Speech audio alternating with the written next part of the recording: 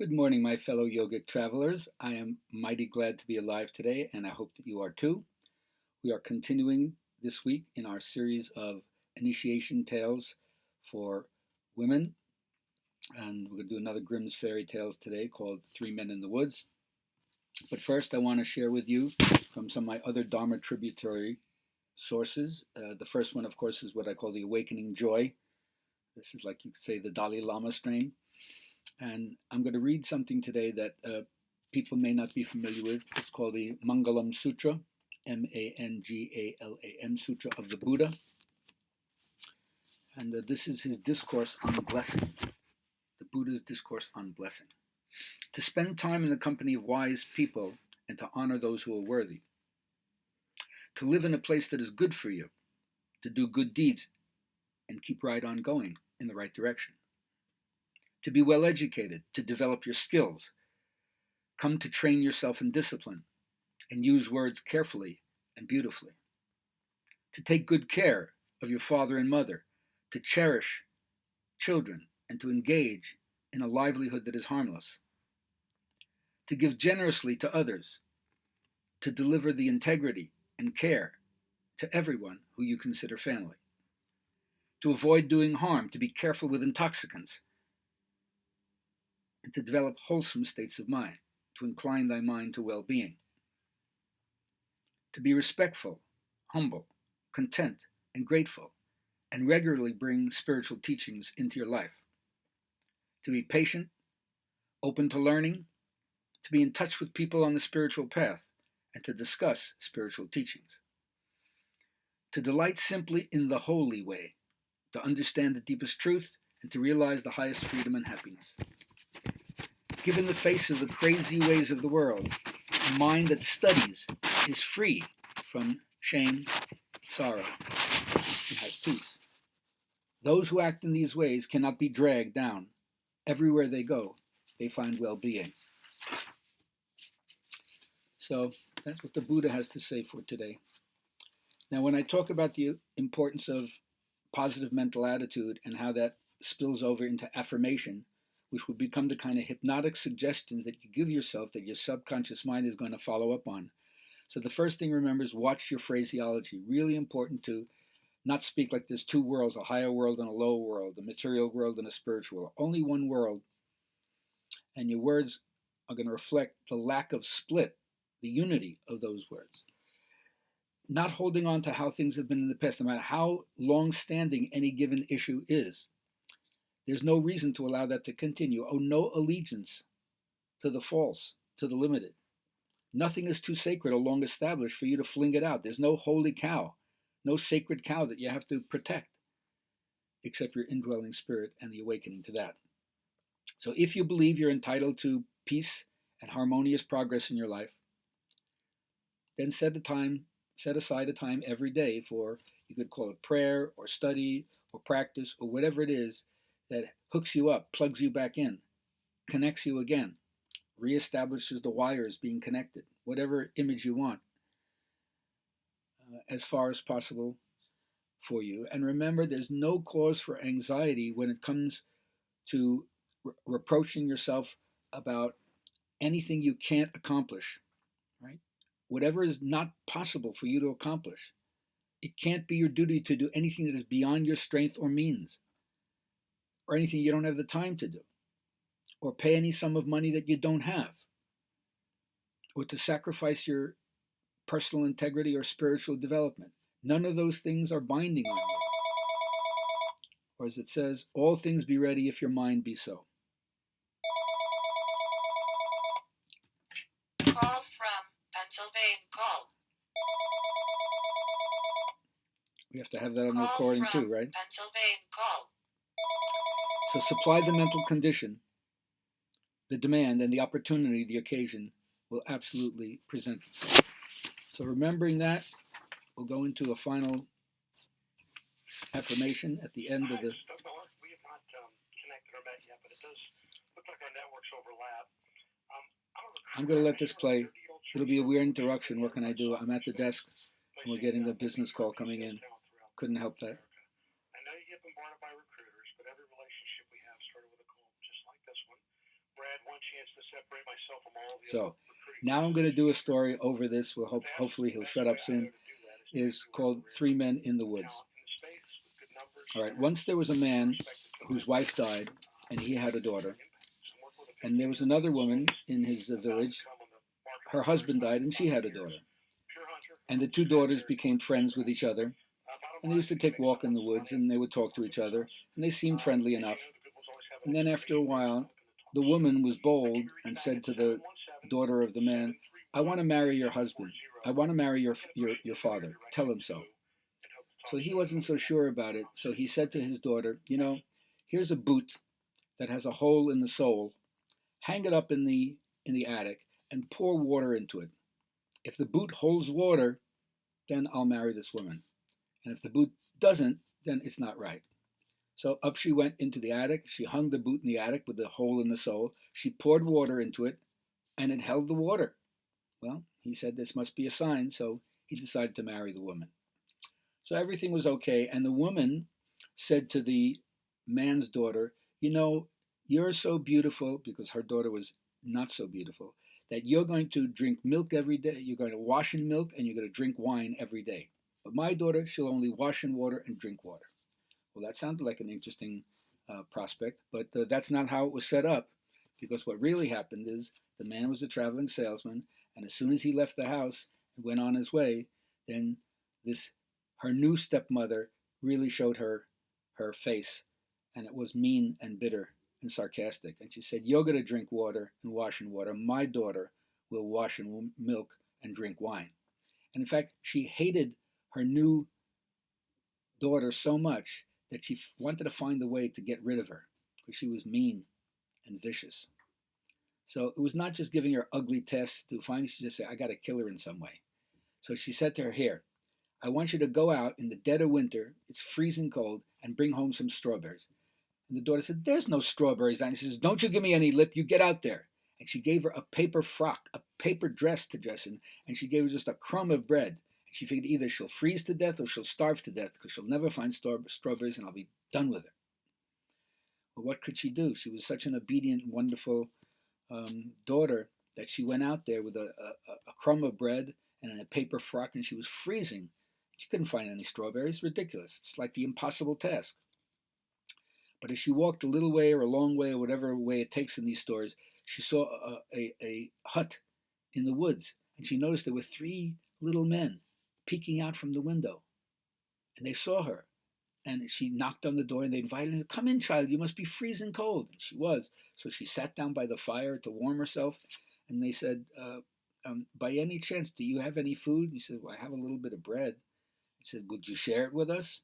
So she broke off pieces and gave them what little bread she had. And they liked that. And then they said to her, would you clean up our house for us?" So she did. She did all the housework. And they said, would you launder our clothes?" And she did. She did all the washing and the drying and the ironing of it and the folding of it. And they looked at each other and they said, she's really sweet. And then the ultimate, they said, "Would you suck the pus out of our sores?" Ooh, talk about marrying the not beautiful. And she said, "Yes." And as she was sucking the pus out of the sores, they looked at each other and said, "She is so kind. She's so pretty. She's so willing to serve. And look, she was even willing to suck the pus out of our sores. We better give her some kind of gift for how nice she is." So the first one said, "I'm going to give her the gift of making her more beautiful every single day." I said, "That's great." And the other one said, "Well, I'm going to give her the gift of every time she opens her mouth, a gold coin will come out of it." And the third one says, "And I'm going to give her the gift of strawberries." So they said to her, "Take the broom and sweep out the back porch." And as she swept out the back porch, there was all these beautiful, perfectly ripe strawberries. She was thrilled. And she said, "Thank you." And a gold coin came out of her mouth. And she was so surprised. And the three men were very, very happy. So, of course, off she went back to her house. And when she told the story with a gold coin coming out of her mouth, right, you can imagine her stepmother and the ugly stepsister, they were livid. They didn't like this at all. So she said, the other daughter said, "I'm not going to let her be the one with gold coming out of her mouth. I'm going to get that too." So she grabbed a beautiful fur coat, and she had a lot of food to eat, and off she went into the forest, following the tracks that her stepsister went. And she came to the same house with the three men peering out and looking at her. And she came in and she kind of knocked on the door and burst in. She says, "Where's the gold?" They looked at her kind of rudely. "What are you talking about?" She says, "I'm hungry." So she sat down by the fire to eat and said, "Would you share some food with us?" She said, "I'm not going to share food for you. There's barely enough here for me." They didn't like that. They said, "Well, how about this? Would you clean our house for us?" She says, "I'm not your servant." They said, "What about, would you wash our clothes for us?" She says, "I didn't come here to be your maid." And then, of course, the final thing, he said, "Well, what about sucking the pus out of our sores?" He said, "Are you kidding me? That's disgusting. Now, by the way, where's all this gold?" And they looked at each other and they said, "I think we should give her our blessing in our own way." So the first one said, "She's going to get uglier every single day." And the second one said, "A frog, a toad is going to come out of her mouth every time she opens her mouth." And the moment she said, "So where's the goat?" and a toad came out, she got freaked out. So she ran back to her house and she tried to explain to her mother what was happening, but toads were coming out of her mouth. Oh my God. Anyway, they were so enraged with her that they sent her out to do another task. And as she was out gathering water, the king's carriage came by.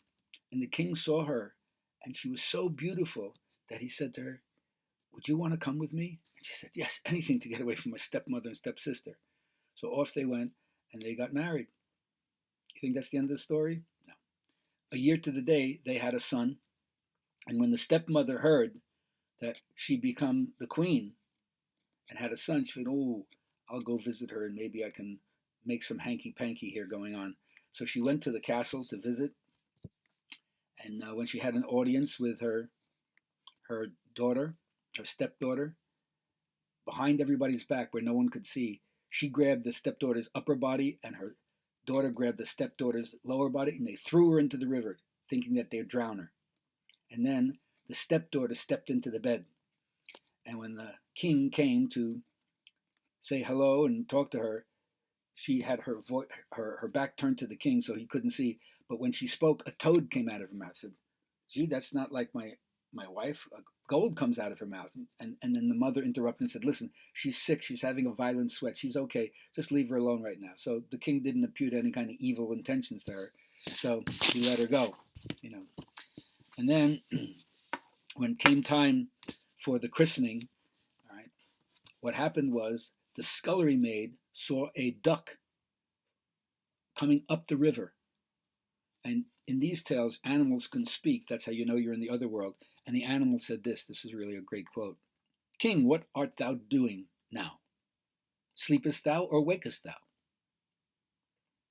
And as he returned no answer, it said, "And my guests, what may they do?" And the scullery maid said, "They're sleeping soundly too." And then the duck asked again, "What does little baby mine?" And she said, "Sleepeth in her cradle fine." 3 times this happened. And the third time the duck said to the scullery maid, "Get the king, tell him what I said, have him come here, and brandish his sword 3 times over my head." Well, she went to the king, told the king that some duck came and gave the spiel, and the king was intrigued. He came back with his sword, brandished it 3 times over the duck's head, and it turned back into his wife. How did he know? Because she was beautiful as ever, and gold was coming from her mouth when he spoke.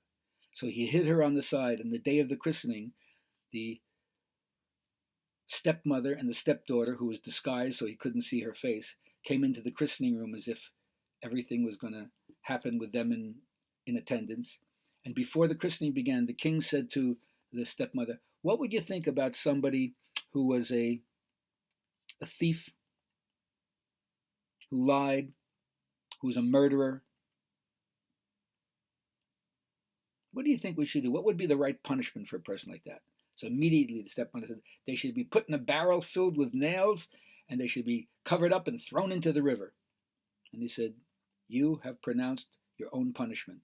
And so they took the stepmother and the stepdaughter, put her in a barrel filled with nails, seized it up, and threw it into the river. And that's how their life ended. Fini. I guess you shouldn't diss a dwarf. So remember, my whole purpose in doing all of these stories is to awaken the part of you that continually looks for reasons to feel good. You can't look at what you don't want and feel good. The disappointed feeling is not what you're wanting. So if you accept this, and it sounds selfish at the beginning, nothing is more important than I feel good. Because you take that goodness into the world, it not only blesses you, you become a point of attraction for that to be in the world. So this is my affirmation called What I Look At. You can check it out on my Gabriel Halpern website under affirmations. They're all free. Take as much as you want. Untied from resistance, I'm eager and enthusiastic. I selectively sift my thoughts. Nothing is more important than I feel good. I let well-being flow in, and I feast on it. I continually look for reasons to feel good. I search for the best feeling I have available. I look at what I want, and I feel good. What I look at, I create. Remember that, friends. What you look at, you create.